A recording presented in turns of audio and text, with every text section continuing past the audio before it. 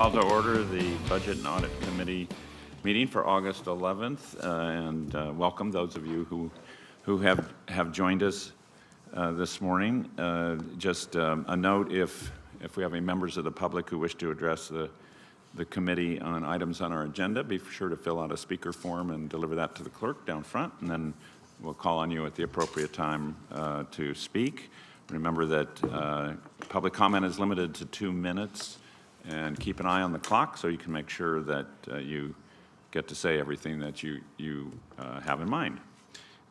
With that, I think we can call the roll to establish a quorum. Thank you. Vice Mayor Talamantes. Here. Councilmember Maple. Here. We expect Mayor Pro Tem Guerra momentarily, and Chair Dickinson. Here. You have a quorum. All right, we have a quorum, and if you would join me in the land acknowledgement and the pledge. Please rise as you are able for the opening acknowledgements in honor of Sacramento's indigenous people and tribal lands to the original people of this land, the Nisenan people, the Southern Maidu Valley and Plains Miwok, the Patton-Winton peoples, and the people of the Wilton Rancheria, Sacramento's only federally recognized tribe. May we acknowledge and honor the Native people who came before us and still walk beside us today on these ancestral lands by choosing to gather together today in the active practice of acknowledgement and appreciation for Sacramento's indigenous people's history, contributions, and lives. And now please join me in the Pledge of Allegiance. I pledge allegiance to the flag of the United States of America and to the republic for which it stands, one nation, under God, indivisible, with liberty and justice for all. Thank you all. And we'll move, I think we can go to our consent calendar, can't we? Can't we do that? Yes, Chair. Our first item is the consent calendar, items 1, 2, and 3. I have one speaker, Lambert Davis. Okay. Mr. Davis.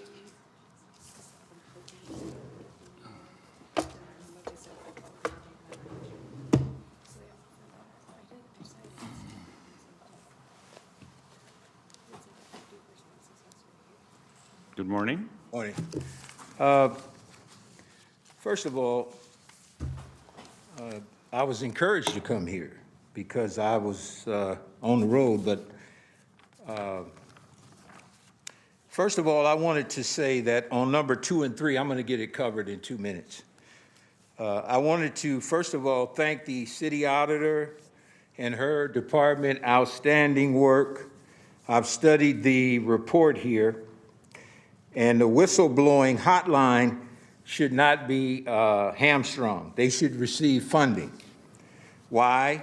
And this is why. During, and we're very active on it. You know, I wish the whole rostrum would pay attention. I just got here. But you'll see this. This is the millennials and my family and everybody, they found it. They found a copy of what I've been pursuing. And it's about a no written agreement to Wide Open Walls and Davis Sabonis events. And it was that audit and also the whistleblower department that found it. So thank you to the auditor and the former auditor. I'm gonna leave this with you. It also says the millennials, they're very thorough. They found out where the money was spent in North Sacramento. Now that's incredible. They actually know where every penny went in North Sacramento. And we don't see one penny to the Bayan-Back cheesecakes. Now, last Friday was the ending of the voting for the best dessert and best customer service. And that was the Sacramento Bee.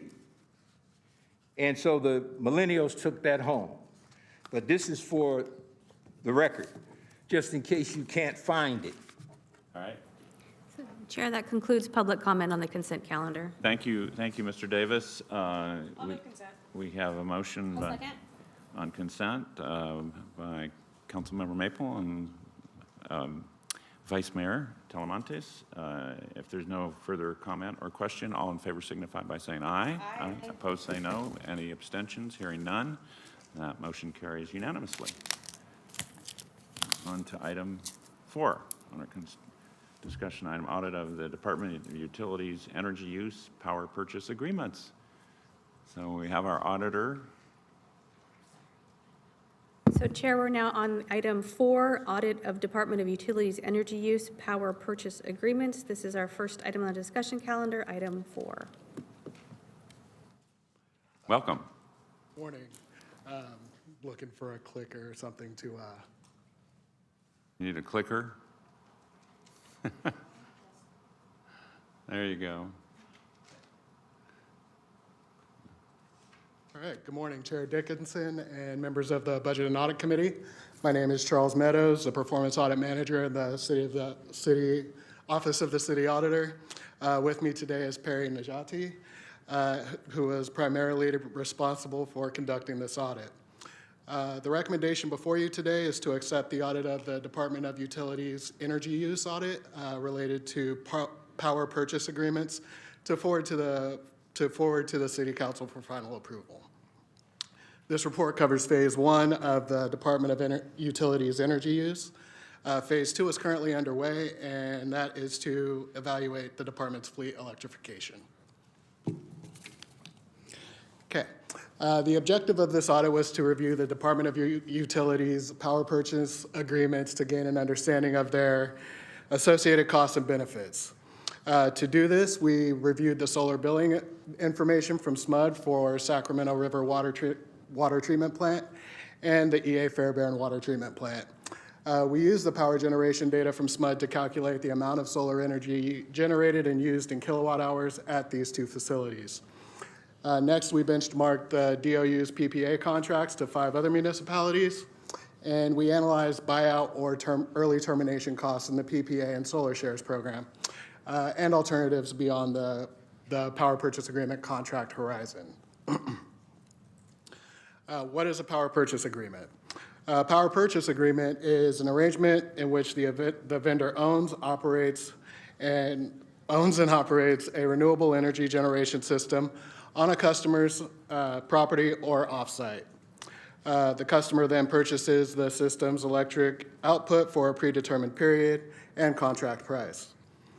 The PPA allows the customer to receive stable and often lower cost energy with no upfront cost, while enabling the owner of the system to take advantage of renewable energy credits or tax and grant incentives from the sale of the electricity. The diagram here shows how solar generation in a PPA works. For the city of Sacramento, or for these two sites, our PPA vendor is Tesla, and our offsite PPA, also known as Solar Shares, is managed through SMUD. In finding 1, we reviewed the 2 DOU-specific sites with solar arrays, the Sacramento River Water Treatment Plant and the EA Fairbairn Water Treatment Plant. We found that the on-site PPAs at both sites help to reduce energy costs and support the city's green energy goals, solar energy generation goals. They also present long-term and operational and financial considerations, long-term financial considerations as the agreements approach key renewal or buyout decision points. The agreements end in 2032 and 2033, so DOU must consider its options at that juncture. This table contains the combined net PPA savings at the Fairbairn Water Treatment Plant and the Sac River Water Treatment Plant for the past 5 calendar years. To calculate the estimated cost savings at these 2 DOU sites, we first calculated the market rate cost of the solar energy used by applying SMUD's average rate per kilowatt hour, and then we determined the total cost paid for the solar energy production at the 2 sites under the PPA rate. When we subtracted the two amounts away from each other, we get the amount of savings for the PPAs garnered every year. The net PPA savings at EAF came to about $464,000, while those at the Sac River Water Treatment Plant were $138,600. An important note is that there was a period of non-production at the Sac River Water Treatment Plant, but despite the downtime, the two sites still produced a total savings of $603,000. Although the PPAs generated measurable cost savings and contributed to the overall site energy demand, they only compose about 3 to 10% of a site's total energy production. The solar panels at the Sac River Water Treatment Plant were non-operational for a period of 3 years due to various factors. Because of that, we decided to look at the contract terms to determine the aspects of the language what aspects of the language may have contributed to this long downtime. We concluded that the city had broad maintenance clauses and lacked remedies for maintenance or panel non-performance. We compared our contract terms to those of 5 other California municipalities. We found that other entities had more concrete maintenance terms, such as time of performance standards and level of performance standards for panel maintenance and production. And they also had audit clauses wherein the vendor had to demonstrate how well the panels were producing. PPAs of other California municipalities identified contract provisions that, if adopted by the city in future agreements, may provide greater assurance regarding solar panel performance, maintenance, operational accountability, and long-term cost savings. When the contract's end, the vendor is responsible for the removal of the solar equipment from the site and returning the site to its original condition at no cost to the Department of Utilities. DOU has a number of options when the contracts end, including buying out the existing system or no longer using solar at all. There have been significant technological advances in how much power can be generated by the solar panels. In addition, the current panels will have been in place for 20 years. As such, the panels may not be as efficient as they were at initial construction. One of DOU's options is to construct new panels at the Sac River Water Treatment Plant and the EAF Water Treatment Plant. We compiled a high-level calculation of what modern solar panels may cost and found the following. New solar array using 260-watt panels, which is about what's currently there now, and equipment may cost between roughly $1.6 and $1.9 million at the Sac River Water Treatment Plant. And at the EAF plant, they may cost between $4.6 and $5.3 million. If DOU elects to upgrade the solar panels to 435 watts, this could cost approximately $2.8 million to $3.2 million at SRWTP and between $8 and $9.2 million at EAFWTP. This would also upgrade the production capacity at the two sites by up to 82%. If the city installed its own panels or purchased the existing ones, the energy generated would be free to the city, and the city can claim renewable energy credits attributed to the production of the energy. As I just mentioned, DOU has a number of options at the end of the contracts, and those options are listed here. Since we are still a few years away from the costs and types, the costs and types of panels available at the time are unclear. We recommend DOU review and assess their options for disposition of the power purchase agreements.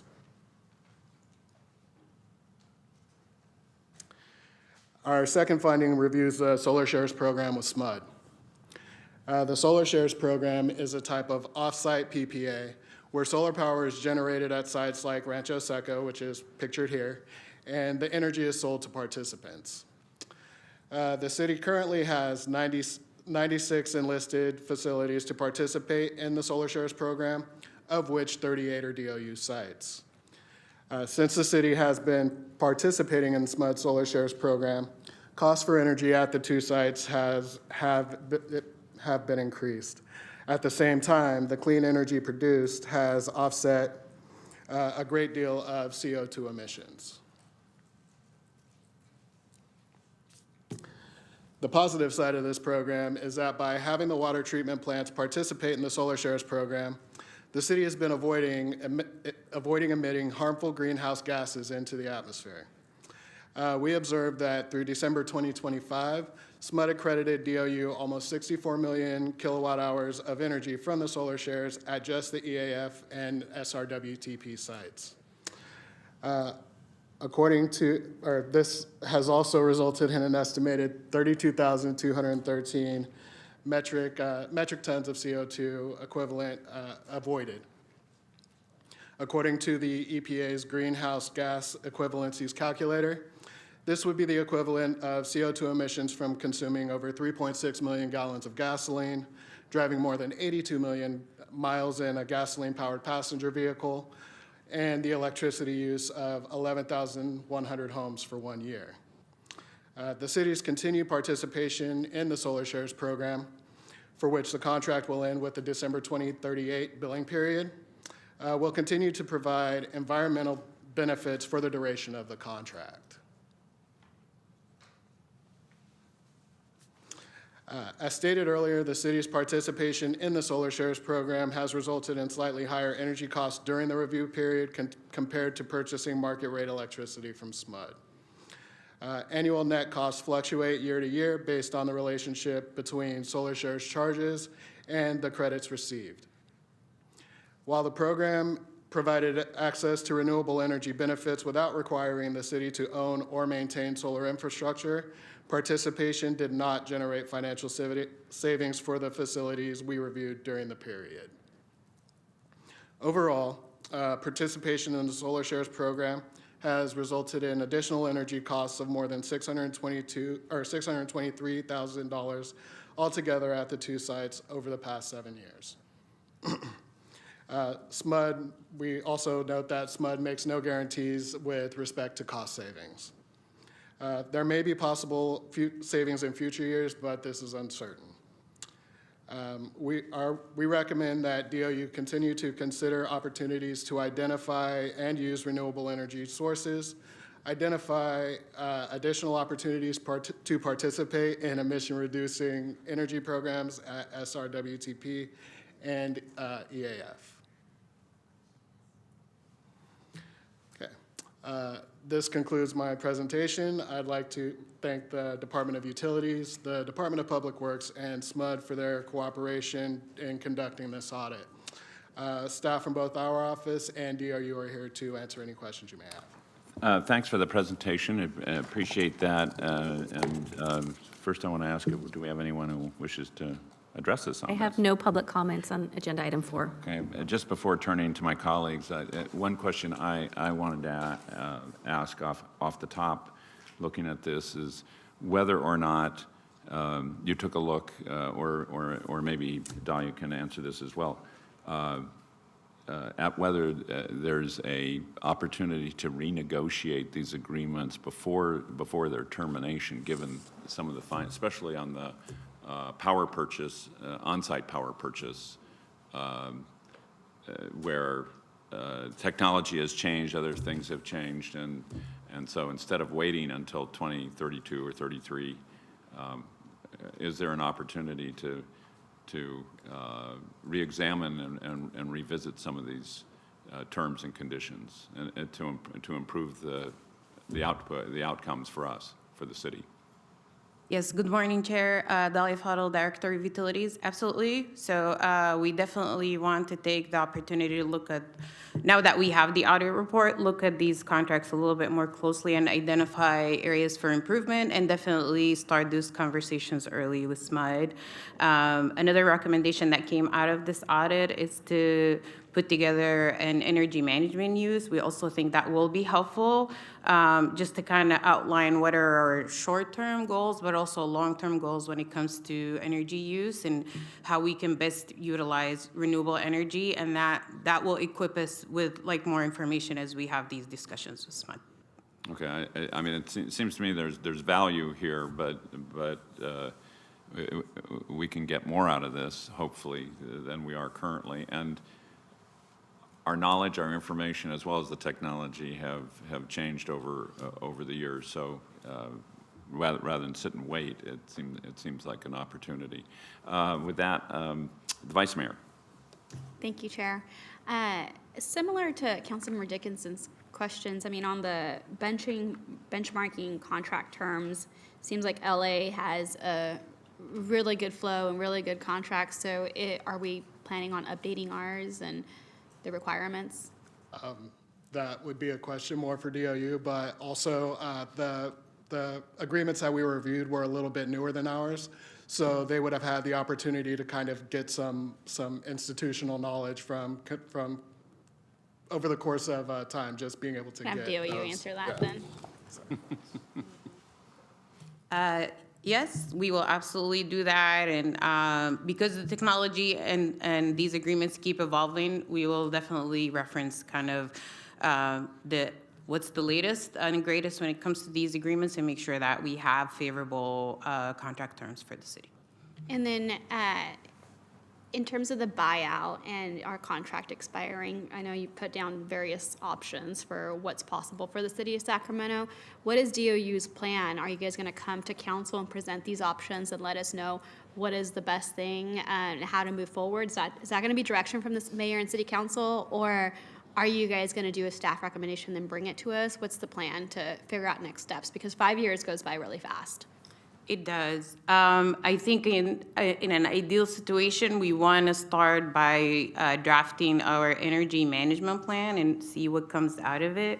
As part of the scope for that, there will be an assessment done of the current energy use, but as well as like what makes the most sense for us in terms of moving forward. And then at some point, once we do have some recommendations, I do see that potentially coming back to council in one form or another before we renegotiate these agreements. So maybe we'll do like some sort of a staff report at the end of that energy management plan, just with what came out of that assessment and the steps forward or something like that. We can definitely do that. Yeah, that'd be great, just because I don't want to get too far down the road and then have something fully baked come to council. I'd rather have participation and learn what our options are before we continue moving down the road. So thank you. Yes, we can definitely do that. Mayor Pro Tem. Thank you, Mr. Chair. First, thank you to the city auditor and their team, and, I'll go ahead and move approval of the audit to council. Appreciate this analysis and this comparison, and I think it clearly shows how there is a benefit, not only financially, if we do this right, to our taxpayers, our ratepayers, but also to the health benefits, the air quality benefits here. Both of these programs are an attempt to reduce the amount of energy we use from the natural gas plants and that we have in the area here, and most of them are in Sacramento County. So if we're going to continue to meet our attainment in the area, given the fact that these two water treatment plants consume so much energy, it's in our health interest to make sure that we look at these programs, whether it's a PPA, power share agreement, or it's the SMUD program. Now, clearly there is a better financial benefit for us to look at the power purchase agreement. So, one, with this motion, I think some comments and directions that I would like to see, is to start looking at the battery storage technology, the industry scale technology that's coming out. We just recognized the opening of Peak Energy's manufacturing facility here. Their intent is to create battery storage technology that can better maximize even the older solar panels. So maybe the direction to staff is to look at if there are benefits that whether it's this company or others, obviously it's a local one, can provide an option to the city. Hey, if you have existing panels, we can provide energy storage to maximize the energy when we're not in use as well, and see if there's a benefit to that. I also would like to see the cost-benefit analysis. I think it helps us to try to extend a few more years as these technologies are coming online to see where we can get the best bang for our buck for the future. So my interest is probably to extend it and see how the battery storage technology can overlay with the solar. Yes, a lot of advancements in solar power generation, but can we even get even more by capturing that energy through the energy storage products that we have out there. Thank you, Chair. Thank you, and I would identify with the remarks that you've made as well with respect to exploring opportunities and even expanding this for the future. And it sounds like that's what you're intending to do by taking a broad look at this. I did have, for the auditor, I did have a question, and it's the on the solar shares program. The year with the highest kilowatt hours credited and I think the greatest tons avoided, yeah, it looks like it, was 2021. And in that year, the anomaly is the $11,800 less spent at the treatment plant. Did you have some observation to make about that particular phenomena? Yeah, we did look into that. There was just some variance in the energy usage at the two sites during that time, which may have contributed. And then also SMUD changed its rate structure slightly, but right at the end of 2021, which may have contributed to that $11,000. So we were getting the best results, and saving the most money at that. And I mean, not actually saving money, not spending money, right. Additional money that year. At that point, yes. But there wasn't something there that was replicable. It sounds like it was a function of things that were happening in that time frame. Correct. That changed. I see. Okay. Thanks very much. We have a motion. We need a second. We have a second? All right. We'll give you the second. Second, sorry. Yeah, okay. We have a motion to accept the audit and send it on to the full council. And we now have a motion from the Mayor Pro Tem and a second from the Vice Mayor. Any further questions or comments? Hearing none, all those in favor signify by saying aye. Aye. Opposed, say no. Any abstentions? Hearing none, motions carries unanimously. And thank you all for the work and the good effort and the presentation. All right, we're on to our next item. Thank you, Chair. We move to item number 5, which is update on council member proposals heard by the Budget and Audit Committee. And we've got Amy here to talk about this.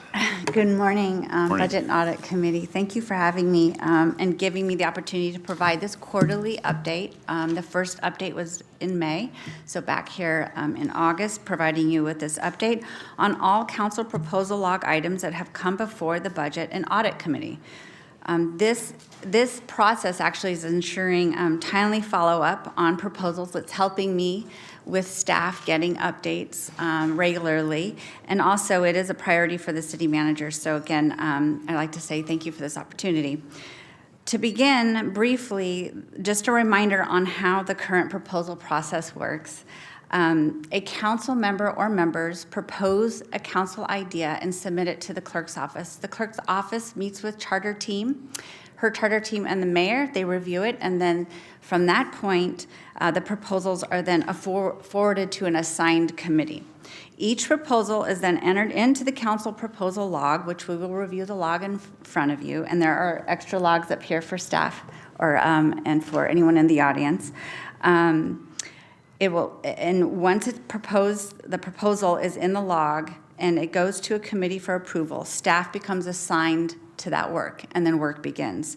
Staff typically meets with the proposing council member or council staff, and then from there, the progress is tracked and updates are maintained through my work and the work with council staff, or through office staff that's assigned to the project. And also actually through your staff.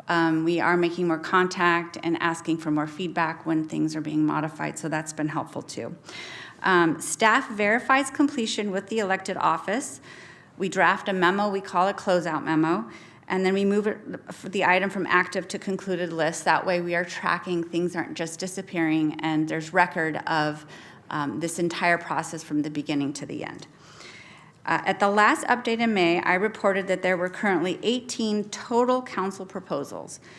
Today, there are 15, and we've successfully closed out 4.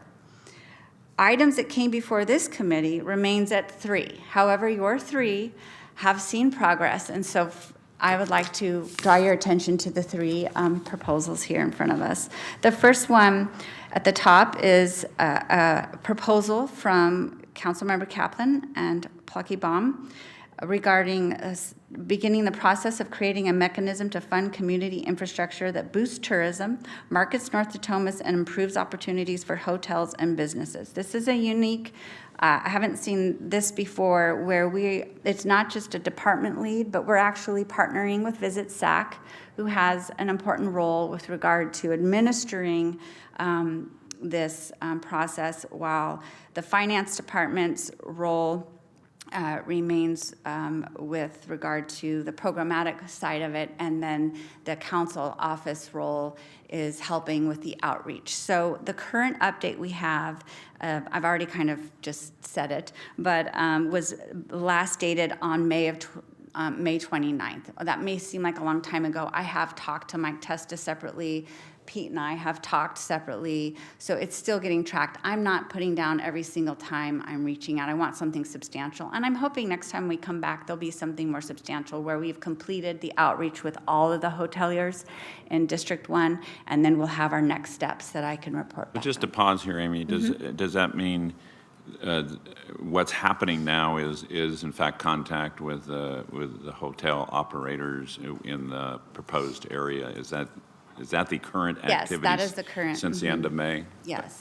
Okay, so the next thing that we would see reflected on here is at the completion of that, would you expect, or? Then would be the formation process, and I think Pete has details on that. Good morning, Chair, council morning. members of the public. Pete Colotto, the finance director. Yeah, so that's correct. So what would happen is if we can get, if there is 50% interest in forming, what we've proposed jointly with Visit SAC is the formation of a business improvement district, a BID, that would levy an assessment which would then fund this infrastructure. Visit SAC would administer the funds, and a subcommittee of the hotel owners would really decide how those funds would be used. So that's kind of the framework that we're working on. If there is that 50% interest, the next step would then be bringing a resolution of intention to council, and then we would follow the number of public hearings to form a bid. Okay, thank you, Pete. I understand that. I was just trying to get a sense of what the expectation is about the next entry that we're likely to see on your status notes. Would it be at the? Yeah, it would either. I think it would be once we have that interest. So either they just hate it and we're not going to move forward, then we would probably pause it or look at other options. Or if there is that 50% interest, I think the next entry would be the resolution of intention is scheduled to come to council. I see. Okay. Okay. Thank you. I don't have the clarity yet on when we're coming to council, so that's the time frame.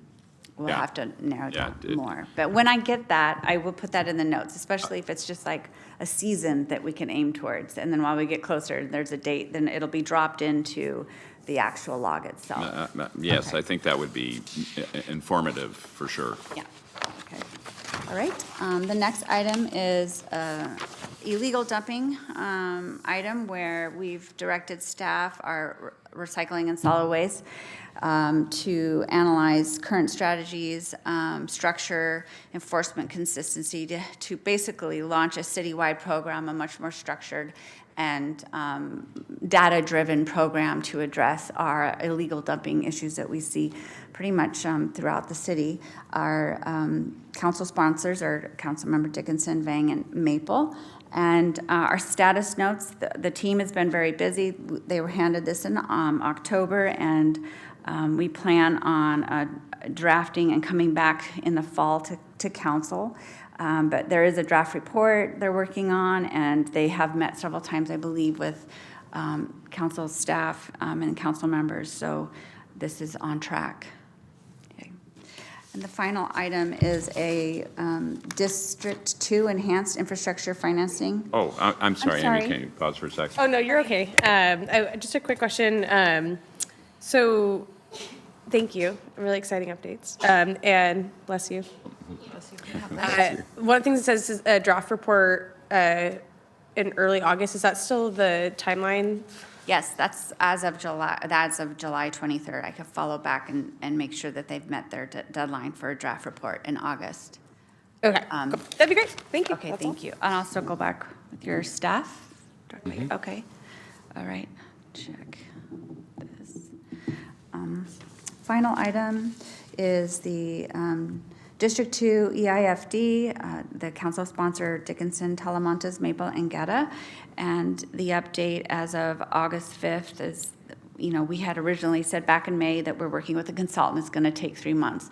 They're still working with the consultant, but I think a key information is that the boundaries of the study have been finalized, and the consultant EPS has started the fiscal impact analysis. So that is working through the system, and I think we're still on track for the 3 month. And then I will circle back with them today or this week and say, okay, where are we at? I've been doing this about every 2 weeks. I try to give them a little bit of space, and then I check in. So that is my update.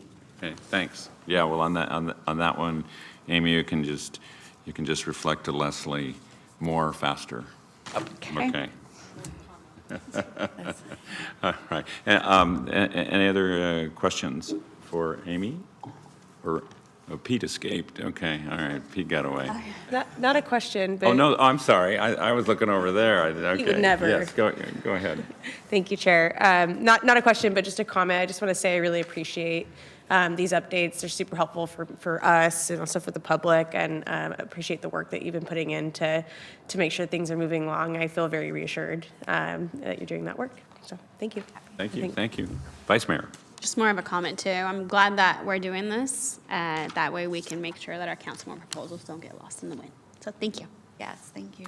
I really appreciate this too. I think this is very, very helpful, and Amy, your work on this to bird dog these items for us, make sure that we're not losing things just because we get engaged on something else. So I think they're very helpful.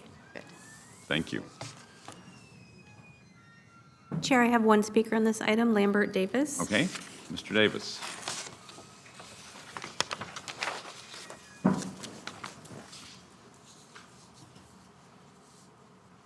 I would like to make an observation.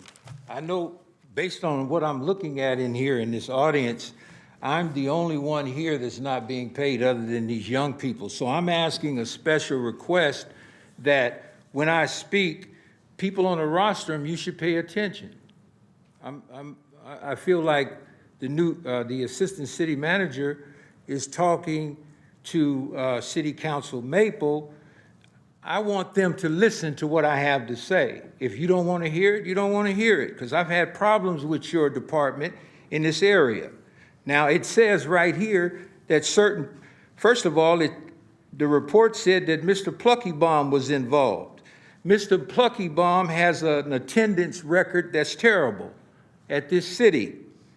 You had a meeting, according to my family, August 7th, and he was missing. He's also been missing from consent calendars. I heard this person make an announcement about he's involved with something. What is the policy at this city if a city council person is erratic on the roster?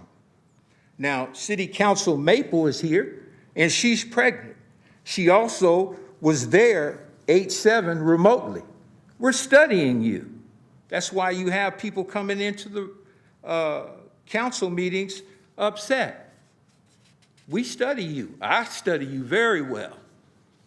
And I'm saying that he shouldn't be part of any major decisions unless he's here. District 4 gets a lot of money, and they should. I'm a native. They should clean up Sacramento. But if he's not here to vote for it, he should be reprimanded. He should not be honored for whatever you just talked about. He should be on that. All right, we hear your comments. I just wanted to say, Mr. Davis, there are lots of different ways that council members do work. This is only part of it, so keep that in mind too. Any other public comment? No more public comment on this item. Okay, this is just a receive and file, I'm assuming. And so we will do that. Do we have any comments or ideas, questions, meeting reports from committee members? Seeing and hearing none. Do we have any members? I'm sorry. Yes, and this is a thing for further discussion. I think in the past, we've had conversations about state properties and whether or not they pay their share of taxes. And I think that's been a bigger challenge for Sacramento and in other cities where there's a lot of state engagement. But I do want to find the appropriate time to have that conversation about our engagement at the state level and making sure that we look at the benefits and the drawbacks of having such a large number of entities that they don't pay in the taxes, but we also provide all the municipal services, fire, police, all of the public works to support those entities. So, thank you. Okay, I think that's probably something that we should discuss with the city manager and determine what the best way to approach that subject is. So I'm happy to do that. I'm sure you are as well, but happy to do that. Okay. All right. Thank you for that idea and suggestion. Do we have any members of the public to address us on matters not on the agenda? Yes, Chair. Lambert Davis would like to speak on public comments matters not on the agenda. Okay, Mr. Davis. This is what I like to see. First of all, I'm glad Pete Coletto's here. This is a magazine, you should fix this. I've seen it work because I saw a lawyer one time at a long meeting and he said, hey, can you turn that on? And they turned it on. That's gonna haunt you because I don't feel like showing things like this. I'm a professional. This is August edition of Inside Magazine. Why am I bringing this to you? Because it says balancing act, and guess what two people it highlighted? It highlighted the new city manager and Pete Coletto. Very good article. Why am I talking about this and Pete Coletto and the new city manager? Because Inside Magazine did an article on To the Bay and Back cheesecakes about a year ago, and they said our mother's lemon cheesecake was the best they ever had, and we started getting a lot of orders from East Sacramento. We never got orders from East Sacramento until they did that. So shout out to Inside Sacramento. They're a wonderful magazine. I'm very fond of them, and it's called The Balancing Act. It shows how it actually was written by Jeff Harris, who used to be the city council. And he also was the one who said it's going to be a black eye against City Hall for that no written agreement. We're on a mission. This is wonderful. Pete Coletto and also the auditor, for me to endorse you, you must step up to a certain standard. And that's what they've done. They have great numbers that a person like me can come interpret. I can interpret graphs and surveys, but that's outstanding. All right, thank you for the comment. Any further public comment on items not No on the further agenda? public comment. That concludes the Budget and Audit Committee agenda. Hearing and seeing nothing further to come before us, we are adjourned.